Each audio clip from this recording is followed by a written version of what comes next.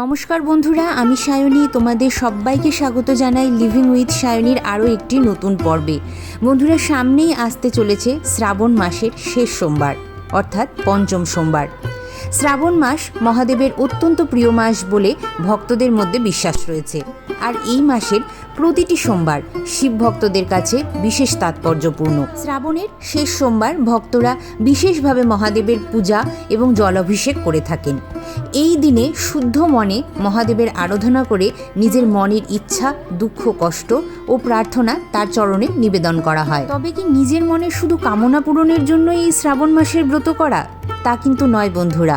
শ্রাবণের সোমবারের মূল শিক্ষা হলো শুধু কোনো কামনা পূরণের জন্য নয়, মহাদেবের প্রতি ভক্তি, আত্মসংযম ও বিশ্বাস নিয়ে তার আরাধনা করা। তাই চলো এই শেষ সোমবারে আমরা মহাদেবকে প্রার্থনা জানাই, হে মহাদেব, আমাদের জীবনের সমস্ত অশান্তি দূর করুন, আমাদেরকে সৎ পথে চলার শক্তি দিন এবং আমাদের মনকে শান্ত করুন। উপাচার, আয়োজন বা ফুলের বাহার নয়, মহাদেবের কাছে সবচেয়ে বড় অর্ঘ্য হলো ভক্তের শুদ্ধ মন। তাই চলো বন্ধুরা, ভক্তি ভরে আজকের পূজাবিধি শুরু করা যাক। আশা করছি আজকের ভিডিও থেকে তোমরা একটু হলেও উপকৃত হবে এবং তোমাদের ভিডিওটি ভালো লাগবে। তাই দেরি না করে চলো মূল পর্বে যাওয়া যাক। আজকের ভিডিওতে আমি তোমাদেরকে দেখিয়ে দেব পঞ্চম সোমবারে আমরা কিভাবে বাড়িতে অতি সহজ সরলভাবে মহাদেবের পুজো করব, কোন শস্য আমরা পঞ্চম সোমবারে মহাদেবের লিঙ্গে নিবেদন করতে পারি। এছাড়াও জানাবো শিব পূজার 5টি অজানা তথ্য বা নিয়ম এবং তার সঙ্গে বলে দেব দুটো আর্থিক টোটকা। তো চলো শুরু করা যাক।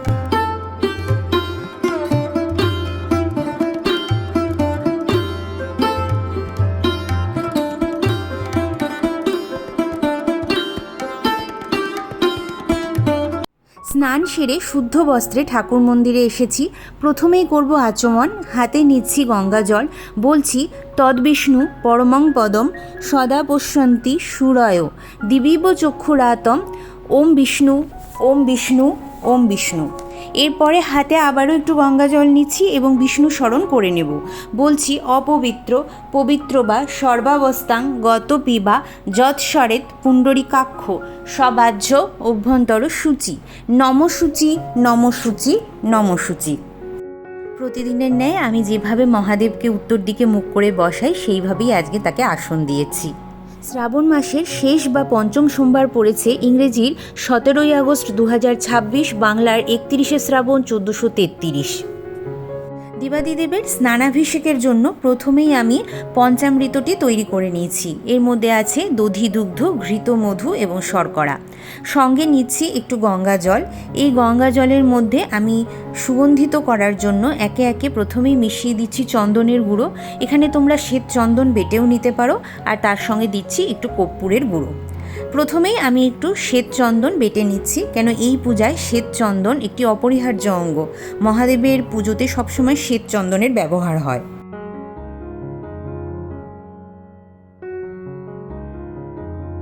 একটি স্নান পাত্র নিচ্ছি। এই স্নান পাত্রের মধ্যে আমি শ্বেত চন্দন দিয়ে একটি ওম চিহ্ন অঙ্কন করছি। তোমরা চাইলে এখানে একটি স্বস্তিক চিহ্ন বা কৈলাস পর্বতও অঙ্কন করতে পারো। শ্বেত চন্দনের বদলে তোমরা অষ্টগন্ধা চন্দনও ব্যবহার করতে পারো। চতুর্থ সোমবারে আমি বেশ কটা শিব পুজোর নিয়ম বলেছিলাম, তাই নিয়ে তোমরা অনেকেই আমাকে অনেক রকমের প্রশ্ন করেছো।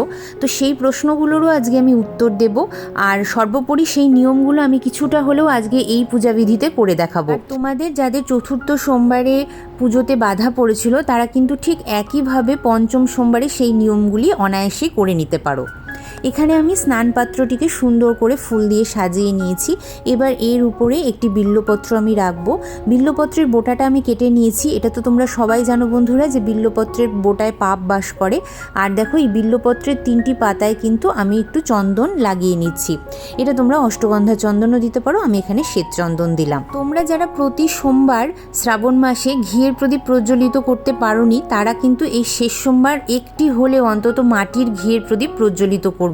সে তুমি বাড়িতেই পুজো করো আর মন্দিরেই পুজো করো, কেন শিব পুজোতে বন্ধুরা অবশ্যই ঘিয়ের প্রদীপ প্রজ্বলিত করা কিন্তু উচিত।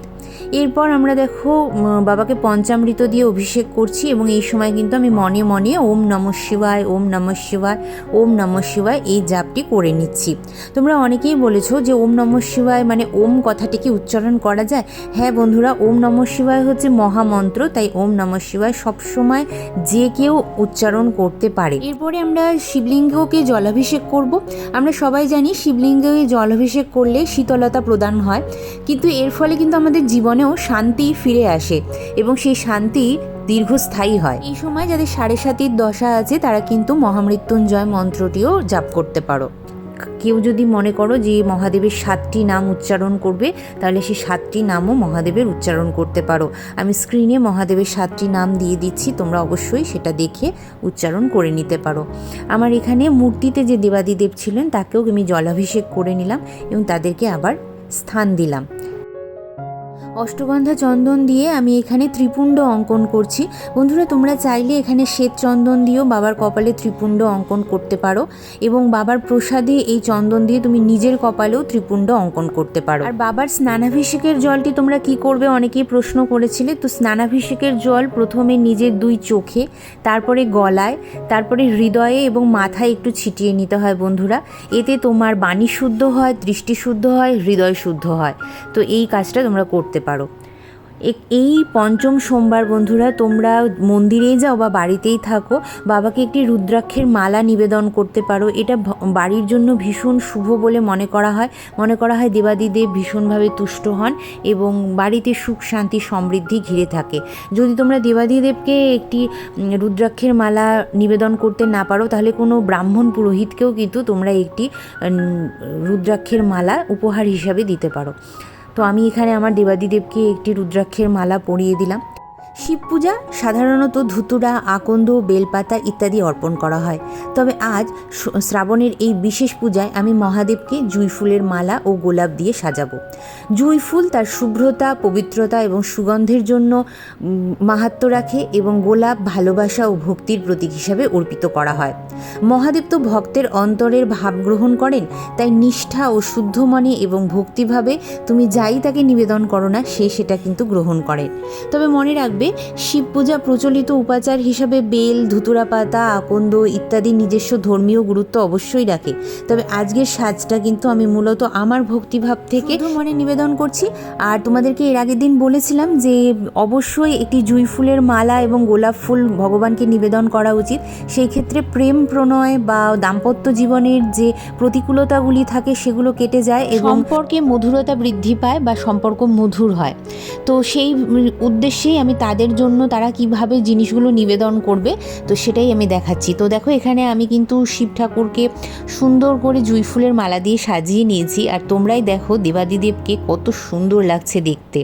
প্রতি বছরই আমি শিবরাত্রি এবং শ্রাবণ মাসের একটি সোমবার হলেও মহাদেবকে নিজের মতন করে সাজাই। আর আজ সেই সোমবার, যেই দিন আমি মহাদেবকে আমার মতন করে একটু সাজানোর চেষ্টা করলাম। বিল্বপত্রের 3টি পাতা ত্রিতত্ত্বের প্রতীক, তাই এটি শিব পূজার অন্যতম উপাদান, তাই এটি অবশ্যই নিবেদন করবে। এটি গোলাপ ফুলও ওম নমঃ শিবায় জাপ করতে করতে আমি লিঙ্গে নিবেদন করছি।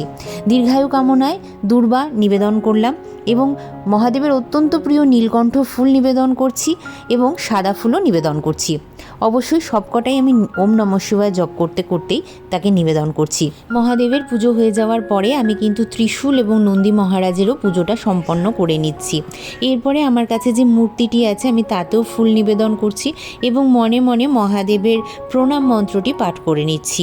ওম নমঃ শিবায় শান্তায় কারণত্রয় হেতবে নিবেদয়ামি তৎমনাৎ তং গতিস্তং পরমেশ্বর।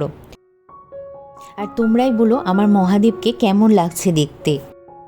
এরপর আমি কিছুটা পরিমাণ অক্ষত নিবেদন করছি। এই অক্ষতগুলো আমি জল দিয়ে ধুয়ে শুকিয়ে রাখি, তো সেই অক্ষতই আমি নিবেদন করলাম। এরপরে আমি মহাদেবের অত্যন্ত প্রিয় সিদ্ধি পাতা ওম নমঃ শিবায় জপ করতে করতে নিবেদন করে দিচ্ছি। পঞ্চম সোমবার আমরা কোন শস্য নিবেদন করব শিবলিঙ্গে, চলো সেটাই এবার আমি বলে দেব। পঞ্চম সোমবার আমরা যে শস্যটি নিবেদন করব তা হলো ছোলার ছাতু। এই ছোলার ছাতু কেন নিবেদন করা হয়? ছোলার ছাতু সাধারণত আর্থিক কষ্ট দূরীকরণের জন্য নিবেদন করা হয়। এই দিন যে শুধু তুমি ছোলার ছাতু নিবেদন করতে পারো শিবলিঙ্গে তা নয়, তুমি এই ছাতুর দ্বারা কিছু ভোগ বাবাকে প্রস্তুত করেও দিতে পারো। যেমন ছাতুর দ্বারা তুমি কোনো মিষ্টান্ন বা কোনো হালুয়া এই প্রকারের খাবার তৈরি করে তাকে ভোগ হিসাবে দিতে পারো। এছাড়াও তুমি লুচি, সুজি, পায়েস এগুলোও নিবেদন করতে পারো বাবাকে। আমি এখানে মরশুমি ফল দ্বারা বাবার আজকে পুজো সারবো এবং সঙ্গে একটু মিষ্টান্নও দেব। তো দেখো এখানে আমি কিন্তু 3 প্রকারের ফল নিয়ে নিচ্ছি, আর মিষ্টান্ন তো অবশ্যই থাকবে। বন্ধুরা, তোমরা যারা এই দিনটাতে বাবাকে রুদ্রাক্ষ নিবেদন করছো তারা কিন্তু অবশ্যই এই দিন ব্রত তো তারা রাখবেই, আর ব্রতী ছাড়াও বাড়িতে আর যারা আছেন তাদেরকেও কিন্তু এই দিন নিরামিষ আহারাদি গ্রহণ করতে হবে। এই দিন বাড়ির অন্যান্য সদস্যরাও যেন কোনো রকম নেশা জাতীয় দ্রব্য গ্রহণ না করে এবং কোনো রকম তামসিক খাবার যেমন তোমার পেঁয়াজ, রসুন এই ধরনের খাবার যেন বাড়িতে কিনে না নিয়ে আসা হয়, সেই দিকে কিন্তু একটু তোমাদেরকে লক্ষ্য রাখতে হবে। যে সমস্ত দম্পতিরা আছো তারাও কিন্তু এই দিনটাতে অবশ্যই ব্রহ্মচর্য পালন করবে। বন্ধুরা, আমি অনেক গৃহেই দেখেছি যে শিবলিঙ্গ থাকে কিন্তু বাসুকিনাগ থাকে না, সেটা কিন্তু একদমই করা উচিত নয়। গৃহে অবশ্যই একটি বাসুকিনাগ রাখা উচিত, কারণ এটি যে শিব ঠাকুরের গলার শুধু অলংকার এরকম কিন্তু নয়, এটি আমাদের গৃহে কোনো রকম নেগেটিভিটি মানে ঢুকতে দেয় না। কেউ যদি আমাদের উপরে টুকটাক বা কোনো ক্রিয়া করে সেটা ঢুকতে দেয় না, এবং তার সাথে সাথে কিন্তু কারোর যদি বাড়িতে অকাল মৃত্যু দোষ থাকে সেটিকেও কিন্তু টলিয়ে দেয়।